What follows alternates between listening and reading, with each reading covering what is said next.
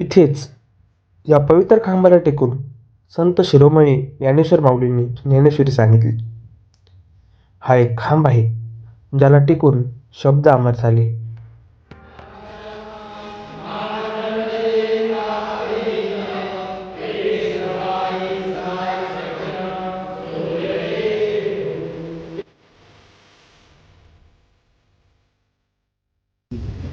ज्या ठिकाणी ज्ञानेश्वर महाराजांनी ज्ञानेश्वरी सांगितली आणि सच्चिदानंद बाबांनी लिहून घेतली, तर ज्या खांबाला टिकून महाराज बसले होते तो खांब म्हणजे हा पैस खांब. या खांबासाठी मंदिर बांधलेलं आहे. तुम्ही इतर ठिकाणी जर गेले तर मंदिरासाठी खांब असतात, इथे खांबासाठी मंदिर आहे.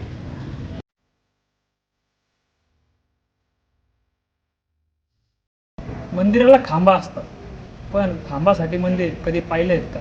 आपल्या अहिल्यानगरच्या नेवासामध्ये संत श्री ज्ञानेश्वरांनी ज्ञानेश्वरी ज्या खांबाला टेकून लिहिली तोच पैस खांब.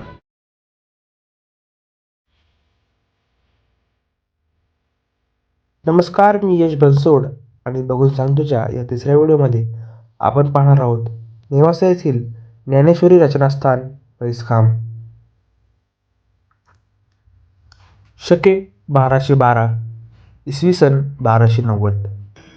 पैठणहून शुद्धीपत्र घेऊन संत ज्ञानदेव व भावंडे निवृत्तीनाथ सोपानदेव मुक्ताबाई रेड्यासह आळंदीकडे परत निघाली. या प्रवासात नेवासाच्या या पवित्र भूमीवर माऊली थांबले. उत्तरेकडून वाहणारी प्रवारा आणि आजूबाजूची रम्य वनश्री पाहून ही जागा माऊलींना आपलीशी वाटली. याच गावी सच्चिदानंद बाबा थावरे हे राहत होते. याच वेळी सच्चिदानंद बाबा तीव्र पोटदुखीने आजारी पडले. मृत्यू पंथाला लागले. ते गेले असे समजून अंत्यविधीची तयारी सुरू झाली. पण ज्ञानदेवांच्या कृपेने मृत्यू थांबला. या घटनेनंतर सरकारी चाकरीचा मार्ग सोडून ज्ञानी यांच्या चरणी आयुष्य अर्पण करण्याचा संकल्प त्यांनी केला व तेच ज्ञानेश्वरीचे लेखनिक झाले. याच खांबाला टेकून भावार्थ दीपिका म्हणजे ज्ञानेश्वरी रचली गेली. या जागेवर पूर्वी करवीरेश्वराचं मंदिर होतं. काळाच्या ओघात ते नष्ट झालं. इसवी सन 1939 मध्ये हभप बन्सी महाराज तांबे यांनी आपली संपत्ती विकून या मंदिराचा जीर्णोद्धार केला. याबद्दलची सविस्तर माहिती आपण येथील काही स्थानिक लोकांकडून जाणून घेऊ. बन्शी महाराज तांबे ते याच तालुक्यातले रांजणगावचे रहिवासी. त्यांनी स्वतःच्या घराचा त्याग करून आहे ती 4 एकर जमीन विकून ते या ठिकाणी आले आणि त्यांनी या मंदिराचा जीर्णोद्धार सुरू केला. त्या काळामध्ये इथे काहीच मंदिर नव्हतं, मोठं काही नव्हतं, फक्त छोटं एक 6 खाण्याचं छोटं मंदिर होतं आपलं. तर ते महादेवाचं मंदिर म्हणून तिथे महादेवाची पिंड आहे ना, ते मंदिर होतं. नंतर मग त्यांनी प्रयत्नाने लोकांच्या मदतीने या ठिकाणी हे सुंदर मंदिर तयार केलं. बन्सी महाराज तांबे यांच्या वस्तूंचे संग्रहालय मंदिर प्रशासनाकडून करण्यात आलेले आहे.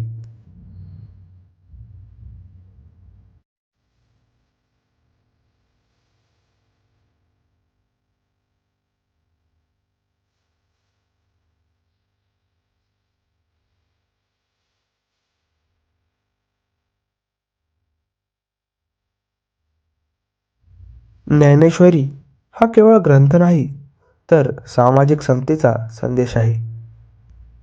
हा पैसखांब फक्त दगडाचा आधार नाही तर तो श्रद्धेचा, समतेचा आणि विचारांचा स्तंभ आहे. आपल्या महाराष्ट्रामध्ये प्रसिद्धीपासून वंचित राहिलेलं ठिकाण म्हणजे नेवासा शहर आहे. इतर तीर्थक्षेत्रांची जेवढी प्रसिद्धी म्हणा किंवा सरकार दरबारी त्याची नोंद घेऊन त्यांना सहकार्य केलं जातं, तीर्थक्षेत्राचा महिमा, तीर्थक्षेत्राचा मोठेपणा, इथे त्या पद्धतीप्रमाणे या क्षेत्राचा मोठेपणा झालेला नाही आहे किंवा याचा म्हणावा असा उद्धार झालेला नाही.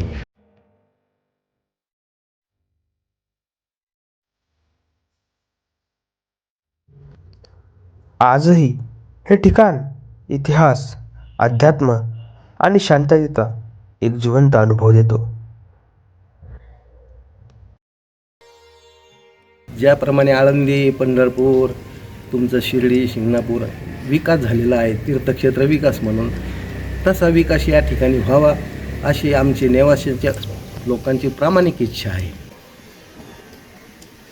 अशा दुर्मिळ कथा ज्या पुस्तकात नाहीत त्या पाहायच्या असतील तर हा प्रवास इथेच थांबू देऊ नका. मी जे बघितलं तेच तुम्हाला सांगितलं. व्हिडिओ शेवटपर्यंत पाहिल्याबद्दल धन्यवाद.